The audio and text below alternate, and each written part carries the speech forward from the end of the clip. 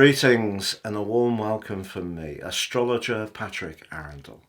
Today, in the latest of my deep dive videos, I'm going to explore the Capricorn new moon of the 11th of January and at 20 degrees and 44 minutes. Now, a new moon gives us a glorious opportunity to set our intentions, but we do need to take into account the host sign. And the sign of Capricorn is very much about structures.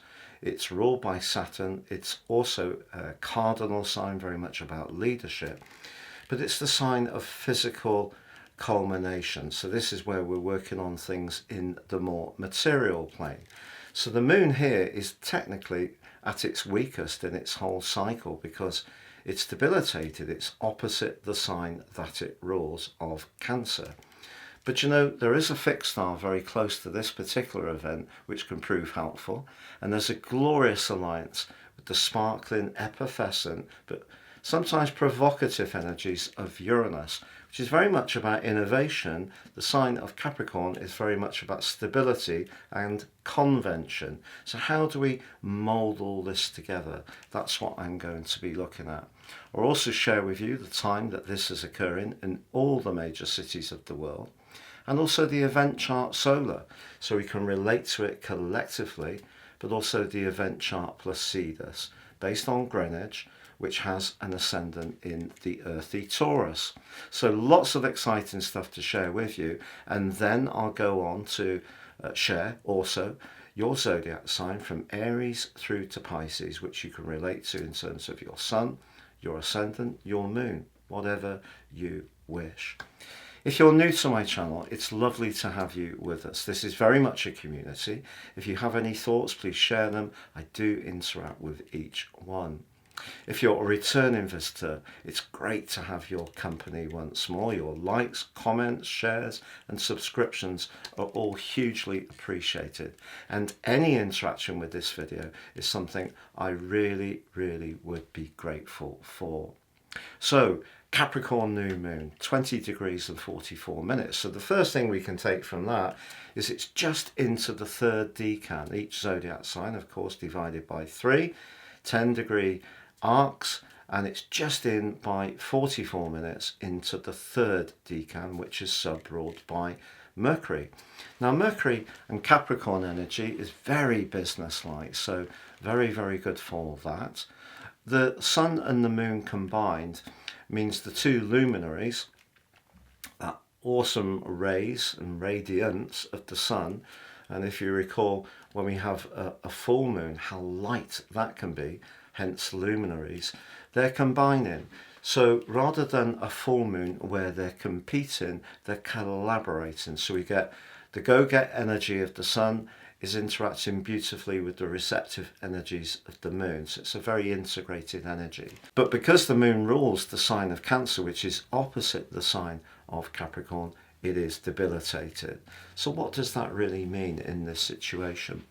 Well, I feel the sign of Capricorn is very much about physical culmination. So this is where we see our material efforts building up, whether it is to do with property, to do with our money. It's to do with things that have a degree of continuity to them. And the moon here can get a little bit lost in that desire to do well with all that thrust, goal setting and achieving things. So it's basically saying to us over the next month that it's very important, whatever we set our intentions to, that it feels right. Now, that may sound entirely logical, but how often do we ignore our gut feeling because we get caught up in some kind of desire for something bigger and better, whether it's a job, whether it's a property, and so forth. So very important not to discount that more sensory, intuitive side of our nature. However, the fixed star Denis is only 1 degree away from this event, and this can be a very fortunate influence, and it's a flavour of Mars and Jupiter. And Mars happens to be in Capricorn at the moment, and Jupiter is in the earthy sign of Taurus. And guess what? They're actually forging an amazing alliance on this event. So I feel that this is an energy with that exciting, bubbly vibe of Uranus that can be very enabling if we want to be much more optimistic about what we can achieve, because with the cost of living crunch that's really affected so many of us over the last year and a quarter, year and a half, it's not been easy. But we're given an opportunity to really take our skills and experiences from the past seriously. But the key to really squeezing the most from this event for you is not just understanding where it occurs in terms of your sun house or your ascendant house in equal house, it's understanding where it's occurring in terms of your natal house. So this Capricorn new moon could, for example, be in your second house, to do with everyday money, self-worth, food, diet, calorific goodies, or it could be in the seventh house, your sector of relating. But you can discover this information if you take advantage of my very special offer. You can order your 12-month forecast from the time of the order, plus also get your character analysis report, your life roadmap, which will show you how your chart breaks down into all those different units. And you can see where this Capricorn new moon occurs for you in that regard. You just need to give me 3 pieces of information of time, date, place, or date and place if you don't know the time. Please see the link beneath this video, and there is 30% off, but you'll also get your love, Zodiac, Chinese and Indian forecast booklets absolutely free of charge. Now on the screen now you can see exactly when this event is occurring across all the major cities of the world. Now I'm showing the event chart with you from a solar perspective. This is where we assume where the zodiac begins, which is 0 degrees Aries on the vernal point. That of course puts the sun and the moon, but also Mars, all in the sign of Capricorn. And guess what? Pluto's just there as well, set to move on the 21st of January. But you can see that the relationship between the sun and the moon and Uranus is almost perfect. So a trine is 120 degrees, very enabling, but earth signs is about tangible progress. It's about what we can actually see. Our physical efforts render something that is firmly visible to us. So because Uranus in Taurus is technically in its fall, not its greatest location, what it is doing is being provocative to the sun and the moon to shake things up, because of the continuity that the rulership of Capricorn loves through Saturn.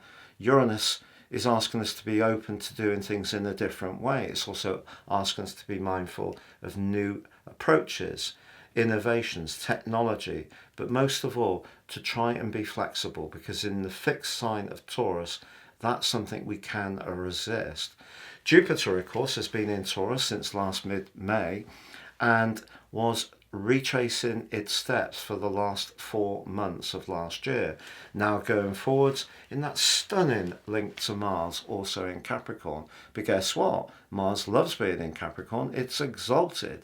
So we have a wonderful set of influences here, but all on those earth signs, which is great. So if we can roll up our sleeves, apply ourselves and put the effort in, Capricorn, with a little bit of flash of brilliance and flair, Uranus, but also have that self-belief, Mars and Jupiter, and the thrust of Mars and the fortune of Jupiter. What a wonderful set of influences. What's not to like? Well, it's that Mercury, the planet of communication, may be out of its retrograde, but it's not out of shadow, and it's not out of range of its square with Neptune. If this seems to ring a bell, it's simply because Mercury was in a square with Neptune as we came to the end of last year, precisely on the 26th of December. So it's being repeated. And the key here is that Mercury itself is not in its best location in Sagittarius, because it can tend to be a little bit careless about details. Sagittarius is much more interested in the big picture. And Neptune, of course, is that dreamy, misty, sometimes enervating, draining, confusing, misleading, deceitful influence. So any communications you're having around money, Taurus, which is the position of Uranus and Mars, and work, whether it's a contract, a job, a presentation you're doing, if you're self-employed, you must make sure that you drill down into the detail, because if you do, it could mean that you're going to spot a little piece of information that's not quite right. Someone may not necessarily be as straightforward as you would like, or they should be. So there is the potential for a little bit of deception still in the sky. But generally, despite the moon not being its best in Capricorn, this is a very positive new moon, which takes us through to the next one in Aquarius on February the 9th. Now, what about the natal event chart? Well, as I mentioned before, the ascendant is in the sign of Taurus.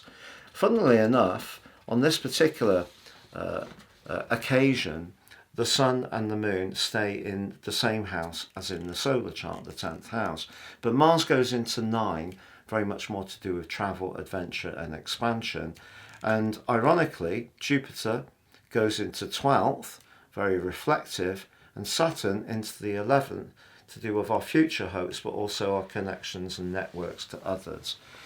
In terms of Mercury, that's in the 8th house, shared finance, long-term financial planning, and Neptune in the tricky 12th house, the sector of secret enemies in traditional astrology. So that event chart tells us that we do need to take a little bit of care, but generally speaking, if we can set our intentions and take seriously the knowledge, experience and wisdom we've got, or we're prepared to be open to some guidance from someone who really knows their stuff, whether it's around property, whether it's around business, whether it's around making the most of finance, whether it is about some big hope that we've got, then that can be a really shrewd thing to do. So it's just dealing with that rather hazy link between Neptune and Mercury. Now, please stay with me as I go through each of the 12 signs, from Aries through to Pisces, to give you a flavour of what you can expect over the next 4 weeks. So Aries, this really can be a very positive event for you. If you have been going through some kind of adaptation around your career and redefining the exact way you want to go forwards, it wouldn't be a surprise if one of the things that's been important to you is that you feel more at the centre of things, that you're not necessarily just a cog in a larger wheel, that you feel that your voice, your creativity, your individuality actually can find a place. Now, the trick with this event is understanding that in certain situations, however much we may want to express ourselves, we also have to adhere to what's expected. So you could find yourself coming up against someone who's a bit more traditional or has some preconceived ideas of how they'd like you to adapt to what they need. So it's a little bit of a flexing that's needed to make the most of this.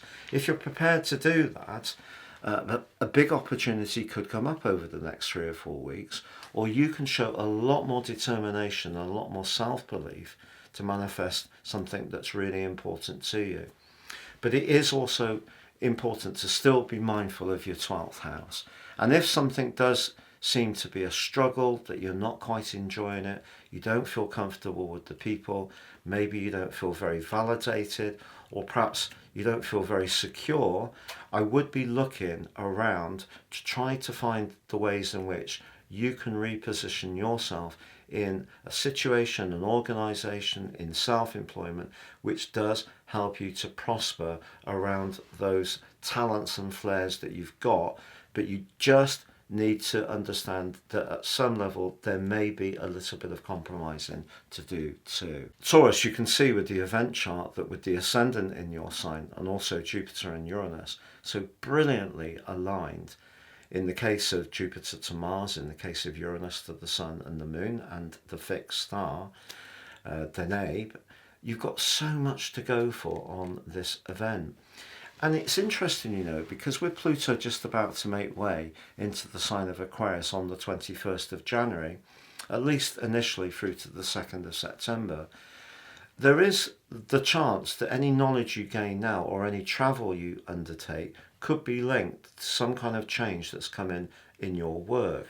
Or perhaps you're learning new skills at a rate of knots, which will help you to expand your understanding of things. If you are about to travel somewhere, your timing is absolutely impeccable. Particularly if you're someone who tends to be a little bit more cautious, because although the sign of Capricorn is known itself to be rather the steady eddy of the zodiac, your issue more is that you like to stick with the familiar routines that give you a sense of comfort. But because Mars and Uranus and Jupiter and the new moon and the sun are all interacting so magnificently, this is really proving to be a very irresistible energy that you may find in some way or another that you have to tune into. Now, whether it's changing your routines a little bit, being more spontaneous, doing things more off the cuff, going out for a few days, perhaps taking a bit of time off, going to watch something that gives you a boost culturally, a band, a show, a play, something that really stimulates your senses. That's what you're yearning for. And this particular event primes you up in an almost perfect way, Taurus. So Gemini, your 8th solar house, which is where this event occurs, has really been tested by the transition of Pluto through it since 2008. So those 16 years may have seen some massive changes around your connections to others, your employment, your financial situation.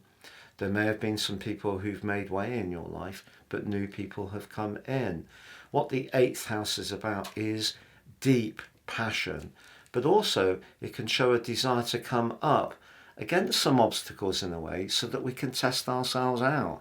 It's rather perverse in a manner. But with the sun aligned with the moon and also Mars in the 8th house, this can give you an awesome amount of energy to make a move to gain something that's really important to you. And it could be that someone is having a mesmeric effect on you romantically, really switching you on, and you may find them very hard to resist. Of course, Uranus and Jupiter and the ascendant in the Placidus event chart are all in your 12th house, which is more complex.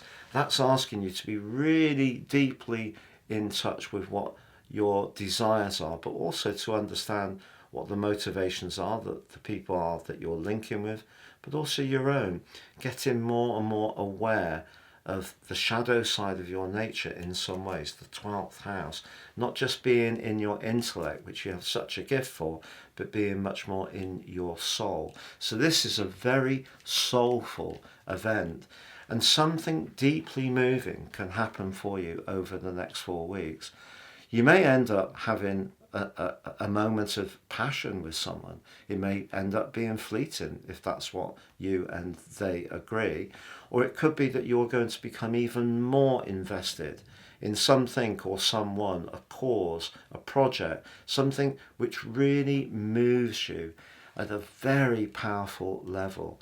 So this is probably one of the most powerful new moons that I can remember for you for many a moon. So the key is to work with it and take action, because there is the opportunity to bring something new into your world which really makes you feel totally alive, but leave something behind which has become stale and which you've really essentially outgrown. So Cancer, for you, this event occurs in your sector of relationships. Because Pluto has been quite the agent provocateur in that area for you for 16 years, for good or bad, having Mars there really is giving you a lot of robust, extra energy and vitality, especially if your job or you have a hobby or an interest requires you to be up for challenges. So that's excellent. But having the sun and the moon in your opposite sign, this is about relationships, this new moon. And what you're wanting is to feel that your connection to others has a higher meaning because of the role of Jupiter and Uranus in your 11th house. And is actually dovetailing to what you do want from your longer term future. So you could really have some inspirational connections over the next 4 weeks. But the difference is, Cancer, I don't think you're going to be sitting on your hands waiting for them to arrive with you, although that's possible. I feel that you can be very motivated to reach out and interact, and that can create a lot of excitement. Now, what about your existing relationships? Well, it is true that with Mars being in your opposite sign, you may be a lot more outspoken than somebody is used to, and they may find that challenging. But because sometimes when you struggle with things, you can go so inwards and withdraw and scurry away under the sand like a crab would do, that can be perceived by other people as actually being a complete cut-off of emotional link to them. So if you do express any frustrations or any passions or enthusiasms, I feel that other people will find that great. They will find that much easier to relate to than if you found perhaps that person a bit tricky in the past and you've gone into yourself. At the moment, you're being asked to take a step forwards and engage. And if you do engage, the opportunities and possibilities are really tremendous at the moment. So Leo, this combination of the sun and the moon is in your 6th house. The moon in the 6th house is very pragmatic. It wants to make sure that things are running smoothly. If you're someone who's a neat freak, that's not really going to be the thing that calls out to you. If you're someone who's come into the new year with a particular idea to do something more virtuous around your fitness, exercise and diet, which has perhaps required a little bit more care and a little bit more time, what this can do, this event, is really propel you forwards and give you lots of motivation to keep with the plan, particularly with Mars in the mix, because that's giving you more stamina, which is fantastic. But what about the links to both Jupiter and Uranus in Taurus? Well, for you, that's the 10th house, how you connect to the wider world. Here, Jupiter can see you up your enthusiasm. People can really be drawn to your charisma, your greatest gift. But with Uranus there, that is a little trickier for you because that's asking you as a fixed sign to be open to do something different, to be more adaptive, to not just go with the thing that you know best and feel most comfortable with. And also, if you're in a situation, whether it's at work or at home, where you tend to be the person who makes that extra sacrifice all the time, and you do it and it gets you down a little bit, but you just think, look, for a quiet life, I'll just continue to do what I'm doing. You may be surprised that you're going to be much more vociferous in saying how you feel and making other people aware that if they took a bit more of the load, actually everybody's going to feel happier. So a new job is possible, some adaptation to diet, fitness and exercise, and also some changes around the domestic load are all part of what this new moon opportunity holds for you. So Virgo, this is a really lively new moon. It's great to have some liveliness, particularly this early in the year. When Pluto moves into Aquarius on the 21st of January, it is asking you to think about some of the basics in your world in quite a profound way. One of those areas could be your work, it could be your health. But at the moment, this new moon is really asking you to make sure that your talents, your skills, artistry and creativity are really being given an outlet. And even though it's early in the new year, and particularly in the northern hemisphere, it's a bit colder, so people tend to stay a bit more snug, you're being given the stage to actually be quite playful, flirty even, interactive. Mixing and mingling can all be really great fun over the next 4 weeks.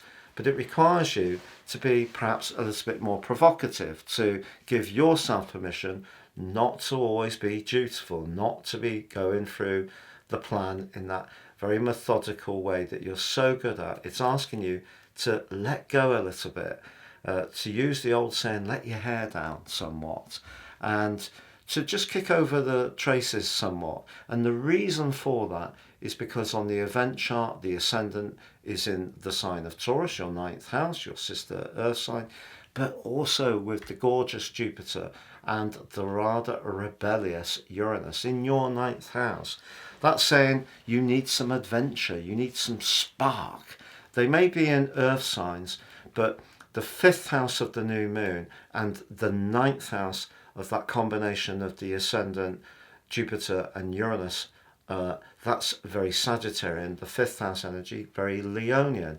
It's just the way you can express that passion is in a manner that gives you some kind of tangible return, which is something you have a great understanding of. So it's time actually to do something maybe a little daft.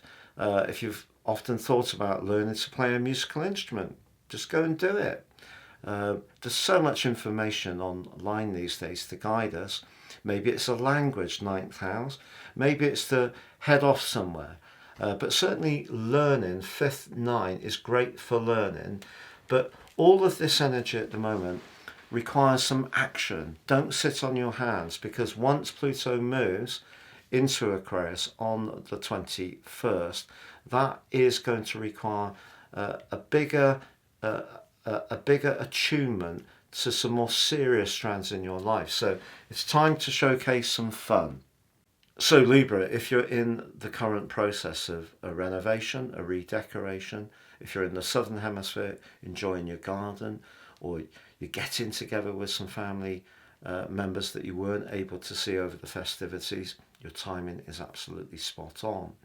But you could also be thinking about actually moving altogether. This could be to do with a long-term rental, it could be to do with a house purchase, because of the energy in your eighth house, which is very, very deep. There may also be a desire at some level to connect with some of the people that you may have actually found quite difficult from in the past and have been keeping a bit of a distance from.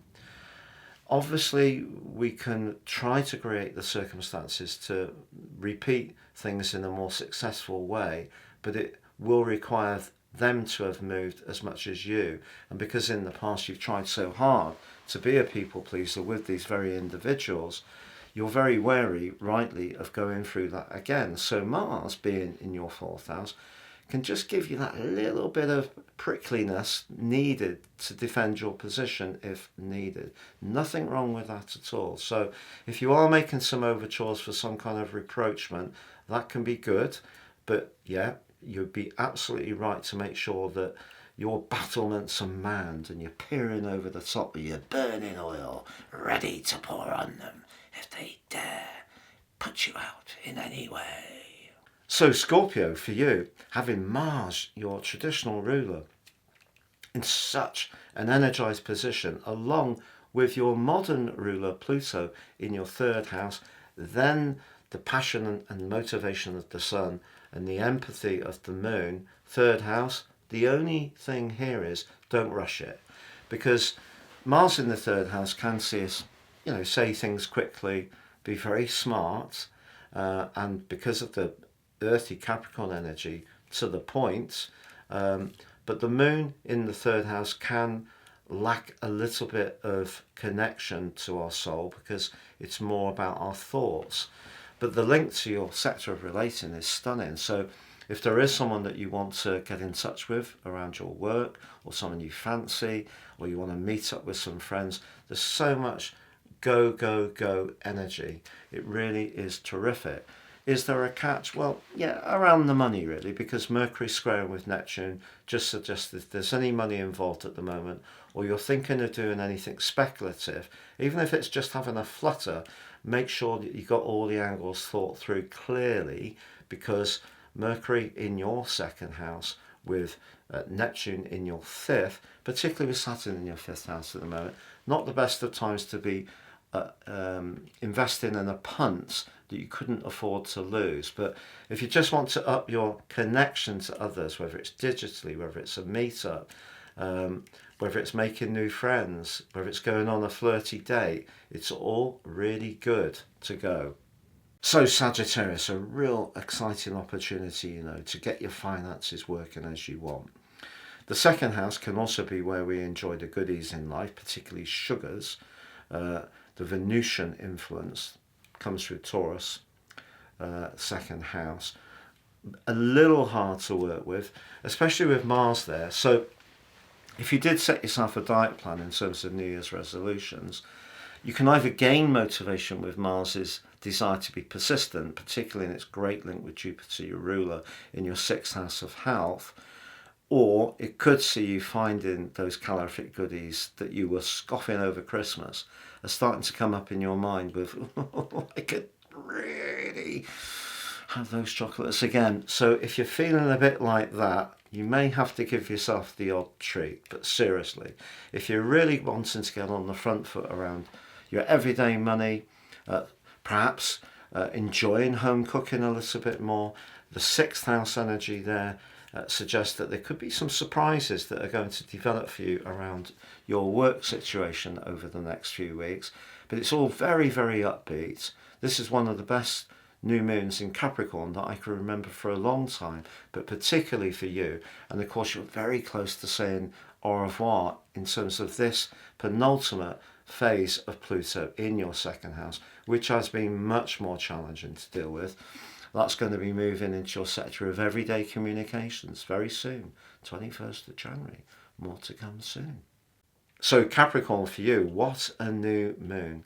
New moons in our own signs give us a great opportunity to give our look, the first house, some kind of makeover with the winter sales. There may be some clothes that you could grab at some bargain prices, or maybe you can give yourself a change of hairstyle, and all these things can just feed into a sense of confidence.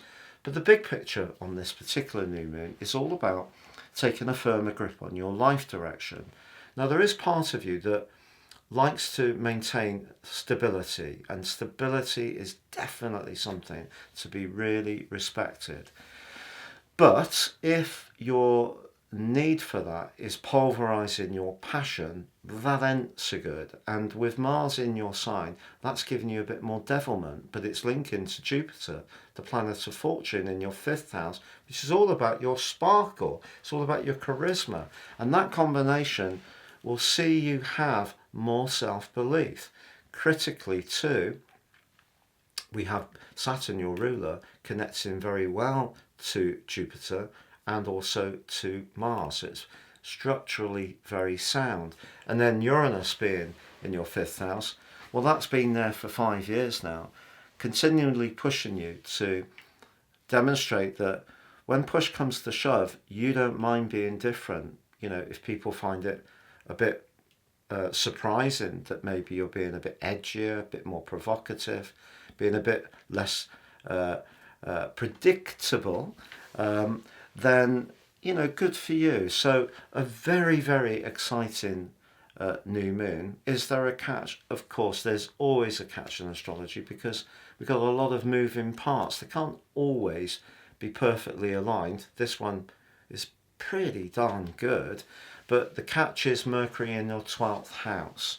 So that's in a square with Neptune, and the potential for your words to be misinterpreted or someone to be a bit naughty, a bit two-faced, or a bit sly is there. But you've also got to make sure that the way you're dealing with things is totally above board, straightforward, and can't in any way be doubted. So if you're someone who's a creative and you've come into this new year and already life's demands, whether it's paying the bills or seeing what the kids are up to, or doing your job, if you're feeling a bit pulled around by all those essentials, do give yourself some time to really focus on something that is just your bliss, because that is really important.